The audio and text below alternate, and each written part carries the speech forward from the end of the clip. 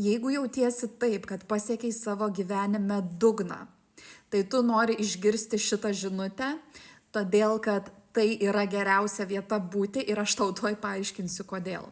Ta akimirka, kai tu pasieki savo tamsiausią tamsą, savo didžiausią skausmą, tavyje nubunda didžiulė galia. Ir tai gali skambėti paradoksaliai, bet iš tiesų, kai patiri tą vidinę mirtį, ta galia, kuri yra pažadinama tavyje, tai yra gyvybinė energija, galinga gyvybinė energija. Ir būtent šitame taške tau atsiranda drąsos padaryti tą žingsnį, kurį galbūt jau senai galvojai padaryti.